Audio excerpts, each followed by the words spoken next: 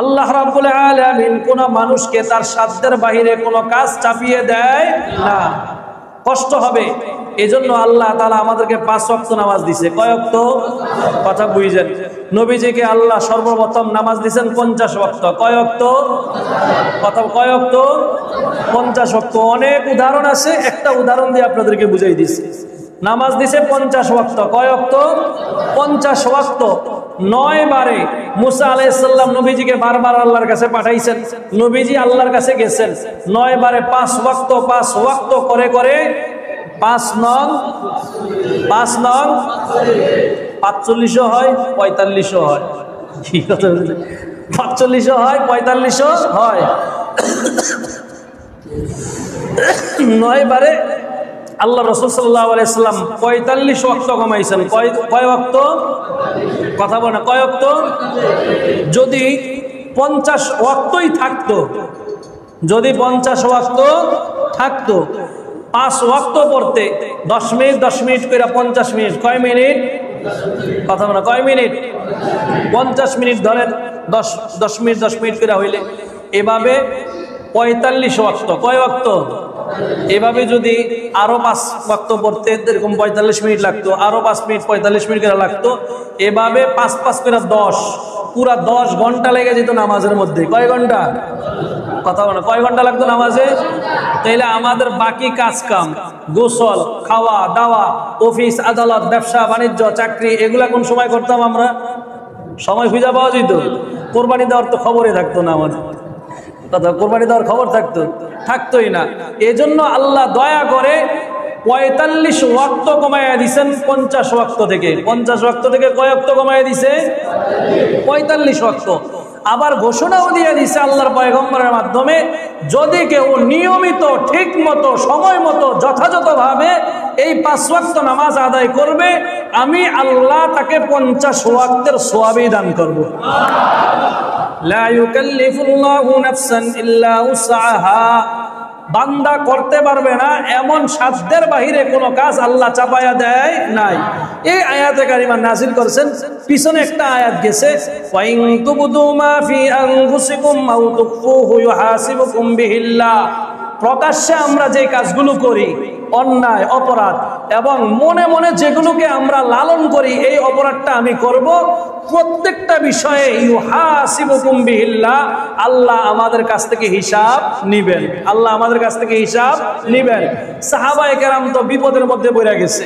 আমাদের ঈমান আর সাহাবায়ে কেরামের ঈমান কি একরকম? কথা বলেন, আমাদের ঈমান আর সাহাবায়ে কেরামের ঈমান একরকম?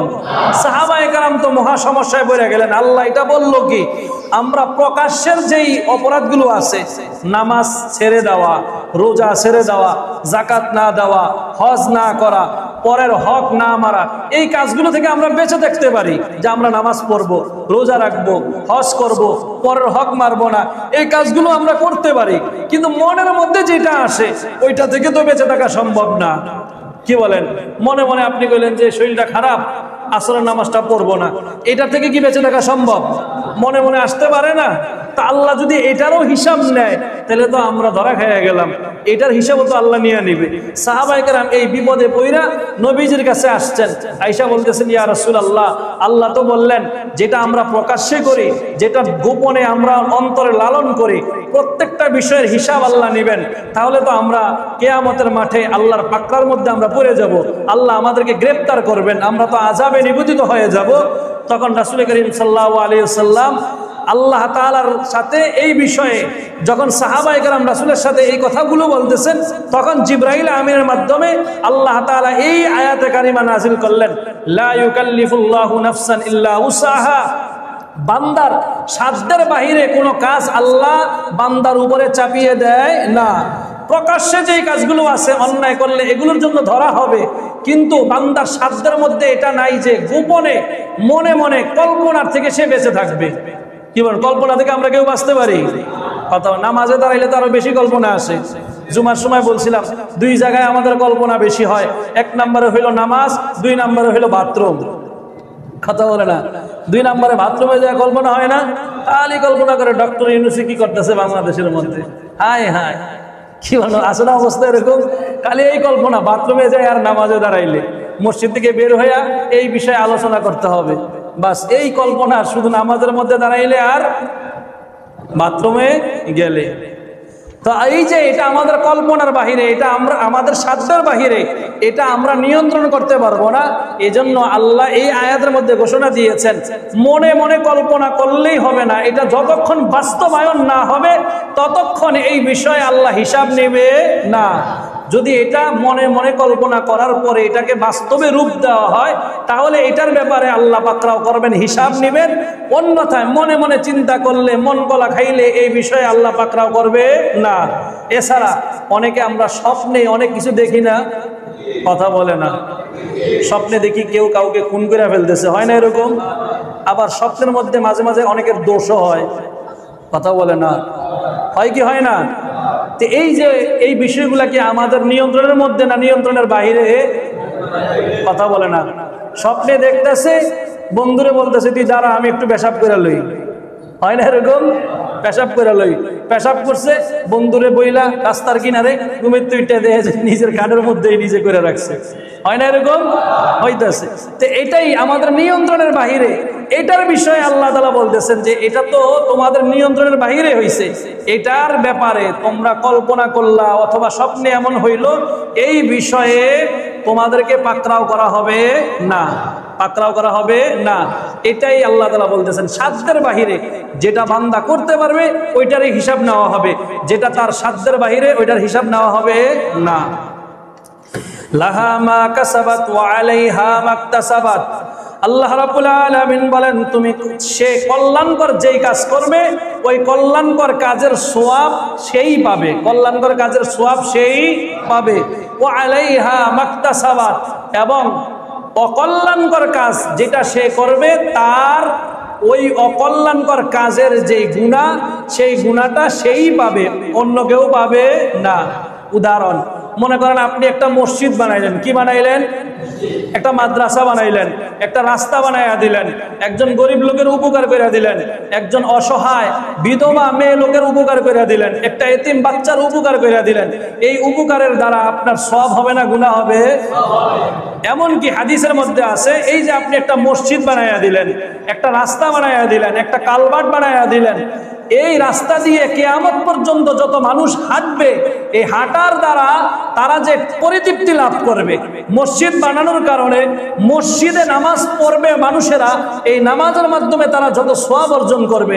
মাদ্রাসা বানায়া দিলেন, মাদ্রাসা বানানোর কারণে ওই মাদ্রাসায় যত তালিবুল ইলম পড়বে কিয়ামত পর্যন্ত এই মাদ্রাসা বাকি থাকলে এই ভালো কাজ করার বিপরীতে আল্লাহ আপনার কবরের মধ্যে এই সওয়াবগুলো যারা করতেছে তাদের একটা অংশ মোবাইলের ফ্ল্যাগজি লোডের মতন আপনার আমলনামার মধ্যেও পৌঁছায়া দিবেন।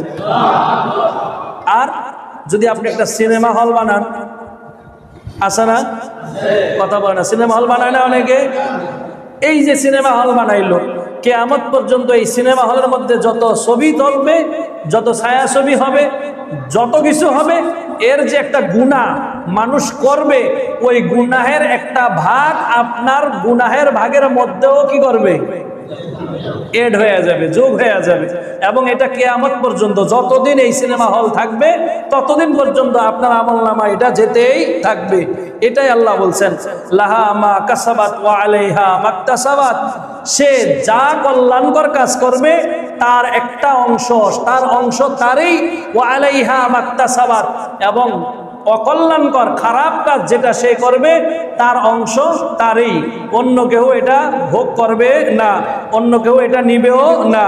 ওয়ালা তাজিরু ওয়াজিরাতুন উযরা উখরা, কিয়ামতের দিন কারো পাপের বোঝা, কারো নেকির বোঝা কেউ বহন করবে না, যার যারটা তাকেই বহন করতে হবে, যার যারটা তাকেই বহন করতে হবে। এরপরে আল্লাহ রাব্বুল আলামিন বলেন এই যে তোমরা এত কিছু এতক্ষণ শুনলা, সূরা বাকারা আল্লাহ সুন্দরভাবে শেষ করতেছেন যে এই সূরাটা এমন একটা সূরা, শুরুতেও বলা হয়েছিল, মাঝখানে আলোচনা করা হয়েছে। এই সূরাটাকে বলা হয়েছে কোরআনের একটা অংশ, কোরআনের মূল মুআক্খাস। এই সূরার মধ্যে পুরা 30 পারার মধ্যে যা আছে এই সূরার মধ্যে তাই আছে। এই সূরার মধ্যে সব কিছু নিয়ে আলোচনা করা হয়েছে, পরিবার নীতি থেকে শুরু করে নিয়ে রাষ্ট্রীয় নীতি পর্যন্ত এবং এই সূরার মধ্যে ব্যবসায়িক নীতি থেকে শুরু করে সুদ সহ, এই সূরার মধ্যে রাজনীতি সহ, বিবাহ সহ, লেনদেন সহ সব কিছু আলোচনা করা হয়েছে। এই সব কিছু কাজ করতে গেলে আমাদের দ্বারা ভুল হয় কি হয় না? আমরা সামাজিকভাবে চলতে গেলে আমাদের দ্বারা অন্যায় কাজ হয় কি হয় না? ত্রুটি বিচ্যুতি হয় কি হয় না? আল্লাহ বলেন এই সব কিছু হওয়ার পরে তোমাদের কাজ হইল তোমরা আল্লাহ তাআলার কাছে বলবে, রব্বানা লা তুআখিজনা ইন নাসিনা আও আখতানা। হে আমাদের রব, আপনি আমাদের ভুলের কারণে, আমাদের ত্রুটি বিচ্যুতির কারণে তুআখিজনা লা তুআখিজনা, আপনি আমাদেরকে পাকড়াও করবেন না, আমাদেরকে আপনি গ্রেফতার করবেন না। মেহেরবানি করে আপনি আমাদের ত্রুটি বিচ্যুতিগুলো, আমাদের ভুলগুলোকে আপনি মাফ করিয়া দেন। পারবো না আমরা এটা করতে ইনশাআল্লাহ? আমরা তো এটাই করি, যখন হাত তুলে আমরা দোয়া করি। আদম আলাইহিস সালাম, এই যে আরাফার ময়দান সামনে আসতেছে আমাদের, আরাফাতের দিন, এই বছর দেখেন আমাদের জন্য, মানে মক্কার বাহিরের অনেক দেশের জন্য বৃহস্পতিবারে একটা খুতবা, শুক্রবারে একটা খুতবা, শনিবারে একটা খুতবা, 3 দিনে 3টা খুতবা আমাদের জন্য। বৃহস্পতিবারে হইল হজের খুতবা, বৃহস্পতিবারে কিসের খুতবা দেওয়া হবে? হজের খুতবা। শুক্রবারে হলো জুমার নামাজের খুতবা, শনিবারে হইল ঈদের। চিন্তা করছেন? 3টা গুরুত্বপূর্ণ দিন আমাদের সামনে আসতেছে। এই যে আরাফার ময়দানে হাজী সাহেবরা একত্রিত হবেন, আরাফার ময়দানের নাম কয়েক কারণে আরাফা রাখা হয়েছে, এর মধ্যে এটা একটা। সেটা হলো আল্লাহ রাব্বুল আলামিন যখন নাকি ইব্রাহিম আলাইহিস সালামকে বাইতুল্লাহ বানাইলেন, বাইতুল্লাহ বানাইয়া দেওয়ার পরে যখন পরিচয় করতেছেন, তখন আরাফার ময়দানে নেওয়ার পরে ওই জায়গা সম্পর্কে ইব্রাহিম আলাইহিস সালামকে জিবরাইল আমিন প্রশ্ন করতেছেন, আরাফতা, আপনি কি এখন চিনতে পারছেন এই ময়দানটা? উনি বলছেন আরাফতু, হ্যাঁ আমি চিনতে পারছি। আবার অন্য বর্ণনায় আছে আদম আলাইহিস সালাম এবং আমাদের মা হাওয়া আলাইহিস সালামকে যখন আল্লাহ তাআলা জান্নাত থেকে দুনিয়াতে পাঠাইলেন, পাঠানোর পরে আদমকে পাঠাইলেন শ্রীলঙ্কায় আর হাওয়াকে পাঠাইলেন জিদ্দা, সৌদি আরবে। 300 বছর, কয়শো বছর? কারো সাথে কারো যোগাযোগ নাই। মোবাইল ছিল নাকি? ডাকঘর ছিল, সিডি পাঠানোর ব্যবস্থা ছিল? কিছুই ছিল না। 300 বছর পরে দুইজনে একসাথে হয়েছেন আরাফার ময়দানে। কোন ময়দানে? এই আরাফার ময়দানে জাবালে রহমত একটা পাহাড় আছে, ওই পাহাড়ের উপরে দুইজনে একত্রিত হয়েছেন। দুইজনে একত্রিত হয়ে ওইখানে আল্লাহর নবীজির উসিলা নিয়ে আল্লাহ তাআলার কাছে আমাদের বাবা আদম, আমাদের মা হাওয়া আলাইহিস সালাম দোয়া করেছেন, রব্বানা যালামনা আনফুসানা ওয়া ইল্লাম তাগফির লানা ওয়া তারহামনা লানাকুনান্না মিনাল খাসিরিন। রব্বানা যালামনা আনফুসানা, মা আর বাবা দুইজনে দোয়া করতেছেন, হে আমাদের রব, আমরা আমাদের নফসের উপরে জুলুম করেছি। ওয়া ইল্লাম তাগফির লানা, যদি আপনি আমাদেরকে ক্ষমা না করেন, লানাকুনান্না মিনাল খাসিরিন, তাহলে আমরা ক্ষতিগ্রস্তদের অন্তর্ভুক্ত হয়ে যাব, আমরা ধ্বংস হয়ে যাব। আল্লাহ তাআলা এই আমাদের আব্বা আদম, আমাদের মা হাওয়া আলাইহিস সালামের তওবা ওই জায়গার মধ্যে কবুল করেছেন। গুরুত্বপূর্ণ জায়গা। হাদিসের মধ্যে আছে আল্লাহ তাআলা এই আরাফার দিন 9 জিলহজ আল্লাহ তাআলার এত গুনাহগার বান্দাকে আল্লাহ মাফ করেন, বছরের অন্য কোনদিন আল্লাহ এত গুনাহগার বান্দাকে মাফ করে না। এটা আমাদের সামনে আসতেছে, এটাই বলতেছিলাম আপনাদের সামনে। রব্বানা লা তুআখিজনা ইন নাসিনা আও আখতানা, আমরা আমাদের ভুলের কারণে, আমাদের ত্রুটি বিচ্যুতির কারণে ক্ষমা চাইবো কার কাছে? আল্লাহ যদি আমাদেরকে পাকড়াও করে, আমরা কি কেউ বাঁচতে পারবো? বাঁচতে পারবো না। এরপরে আল্লাহ রাব্বুল আলামিন বলতেছেন, তারা এই কথা বলে, ঈমানদাররা এই কথা বলে, রব্বানা ওয়ালা তাহমিল আলাইনা ইসরান কামা হামালতাহু আলাল্লাযীনা মিন ক্বাবলিনা, হে আমাদের রব, আপনি আমাদের উপরে, আমাদের পূর্ববর্তী পয়গম্বরদের উম্মতদের উপরে যে জিনিসটা চাপায়া দিয়েছিলেন সেটা আমাদের উপরে চাপায়া দিয়েন না। অর্থাৎ পূর্ববর্তী পয়গম্বর নবী ঈসা আলাইহিস সালামের উম্মত, মুসা আলাইহিস সালামের উম্মত, এদের উপরে কেমন কঠোর ছিল। এদের মধ্যে যদি আমাদের শরীরে যেমন নাপাক লাগে না, শরীরে আমাদের নাপাক লাগে না, অনেক সময় কথা বলে নাপাক লাগে কি লাগে না? নাপাক পরিষ্কার করি আমরা কি দিয়া? পানি দিয়া ধুইলেই তো পাক হয়ে যায়। বেশির থেকে বেশি যদি পরিষ্কার আরো ভালো করে করতে হয় তাহলে আমরা একটু সাবান লাগাইয়া দিই, তাইলে কি হয়ে যায়? পরিষ্কার হয়ে যায়। আর মুসা আলাইহিস সালামের উম্মতের জন্য এই না পরিষ্কার করার দুইটা সিস্টেম ছিল। কয়টা সিস্টেম? কথা কয় সিস্টেম? দুই সিস্টেম। হয়তো ওই নাপাকের জায়গাটা কেটে ফেলতে হবে। কি করতে হবে? এটা যদি হইতো এখন আর বিশ্ব সুন্দরী থাকতো? কথা বলে না। বিশ্ব সুন্দরীর শরীরে নাপাক লাগে না? তাহলে তো নাপাক কাইটা লাগতো না। আর যদি কাটতো নাপাক তাহলে কি ওই সুন্দর আর যা সুন্দরী থাকতো? দুই নাম্বার পদ্ধতি ছিল, হয় ওই নাপাকটা আগুন দিয়া পুড়াইয়া ফেলতে হবে। কি করতে হবে? এখন শরীরে এক জায়গায় নাপাক লাগছে, আপনি মেজের কাঠি দিয়ে আগুন ধরাইয়া দিলেন, সাদা চামড়া থাকবো না, কালো হয়ে যাইব।